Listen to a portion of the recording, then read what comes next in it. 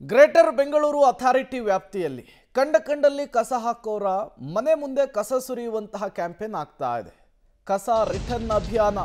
ಇದೇ ಅಭಿಯಾನವನ್ನ ಹಲವು ಕಡೆಗಳಲ್ಲೂ ಕೂಡ ಜಾರಿಗೆ ತರ್ತಾ ಇದ್ದಾರೆ ಅಧಿಕಾರಿಗಳು ಅನ್ನೋದು ಗೊತ್ತಾಗ್ತಾ ಇದೆ. ಈಗ ನೆಲಮಂಗಲದ ನಗರಸಭಾ ವ್ಯಾಪ್ತಿಯ ಸರದಿ ಜಿಬಿಎ ಮಾದರಿ ಕಸಕ್ಕೆ ದಂಡ ಹಾಕೋದಕ್ಕೆ ಮುಂದಾಗ್ತಿದ್ದಾರೆ. ಸಾರ್ವಜನಿಕ ಸ್ಥಳಗಳಲ್ಲಿ ಕಸ ಹಾಕಿದವರ ಮನೆಗೆ ಕಸ ರಿಟರ್ನು.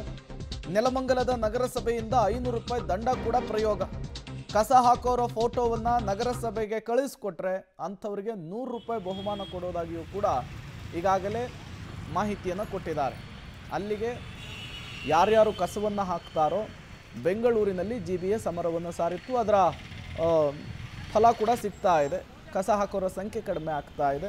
ಈಗ ನೆಲಮಂಗಲ ನಗರಸಭಾ ವ್ಯಾಪ್ತಿಯಲ್ಲೂ ಕೂಡ ಇದೇ ನಿಯಮವನ್ನು ಜಾರಿಗೆ ತರುವ ಮೂಲಕ ಕಂಡಲ್ಲಿ ಕಸ ಹಾಕೋರ ವಿರುದ್ಧ ಸಮರವನ್ನು ಸಾರಿದ್ದಾರೆ ಅನ್ನೋದು ಗೊತ್ತಾಗ್ತಾ ಇದೆ.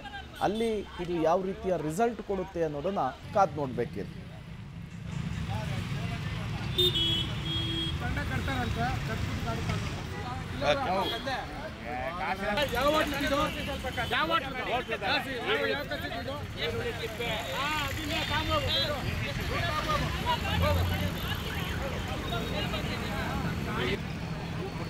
ಬೋಣಿ ಮಾಡ್ತಾರೆ.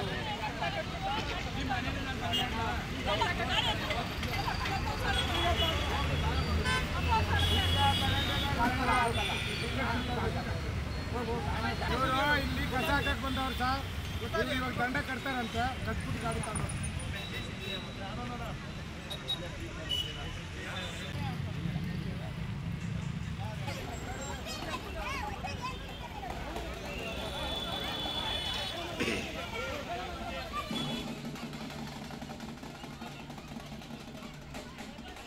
ಮತ್ತಷ್ಟು ಡೀಟೇಲ್ಸ್ ಅನ್ನು ಕೊಡೋದಕ್ಕೆ ನಮ್ಮ ಪ್ರತಿನಿಧಿ ಪ್ರಕಾಶ್ ದೂರವಾಣಿ ಸಂಪರ್ಕದಲ್ಲಿ ಜಾಯಿನ್ ಆಗಿದ್ದಾರೆ.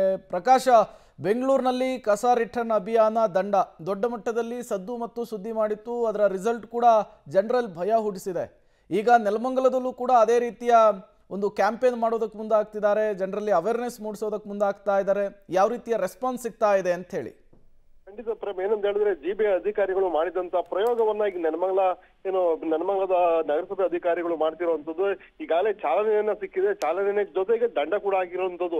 ಏನು ಅಂತ ಹೇಳಿದ್ರೆ ಸಾರ್ವಜನಿಕ ಸ್ಥಳದಲ್ಲಿ ಮತ್ತೆ ಎಲ್ಲಂದ್ರಲ್ಲಿ ಏನು ಸಾರ್ವಜನಿಕರು ಕಸವನ್ನ ಹಾಕಿದ್ರೆ ಈ ಸಂದರ್ಭದಲ್ಲಿ ಅಭಿಯಾನವನ್ನು ಜಾಗೃತಿ ಮೂಡಿಸ್ತಾ ಇದ್ರು. ಈ ಸಂದರ್ಭದಲ್ಲಿ ಆ ಅಭಿಯಾನದ ಜಾಗದಲ್ಲೇ ಒಬ್ಬ ವ್ಯಕ್ತಿ ಬಂದು ಕಸವನ್ನ ಹಾಕುವ ವೇಳೆ ಒಂದು ಮಾತಿನ ಚಕಮಕಿ ಕೂಡ ನಡೆದಿರುವಂತದ್ದು.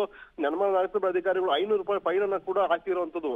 ಇದೇ ರೀತಿ ಮಾಡಿದ್ರೆ ಮುಂದಿನ ದಿನದಲ್ಲಿ ಅವರ ಮನೆಯ ಮುಂದೆ ಕಸವನ್ನು ಸುರಿಸ್ತೀವಿ ಅಂತಲೂ ಸಹ ಒಂದು ಆದೇಶವನ್ನು ಸಹ ಮಾಡಿದ್ದಾರೆ. ಜೊತೆಗೆ ಸಾರ್ವಜನಿಕರು ಕಸ ಹಾಕುವ ಸ್ಥಳಗಳಲ್ಲಿ ಫೋಟೋವನ್ನು ಹಿಡಿದು ನಗರಸಭೆ ಅಧಿಕಾರಿಗಳಿಗೆ ಕೊಟ್ರೆ 100 ರೂಪಾಯಿ ಬಹುಮಾನ ಅಂತಲೂ ಸಹ ಘೋಷಣೆ ಮಾಡಿರುವಂತದ್ದು. ಹೀಗಾಗಿ ಜಿಬಿಎ ಅಧಿಕಾರಿಗಳು ಮಾಡಿದಂತ ಕೆಲಸ ಈಗ ಗ್ರಾಮಾಂತರಕ್ಕೂ ಬೀರುವಂತದ್ದು. ಗ್ರಾಮಾಂತರದ ಸಕ್ಸಸ್ ಆಗುತ್ತೆ ಅನ್ನೋದು ಕೂಡ ಕಾದು ನೋಡ್ಬೇಕಾಗಿದೆ Prem. Okay, thank you Prakash ತಮ್ಮೆಲ್ಲ ಮಾಹಿತಿಗಾಗಿ.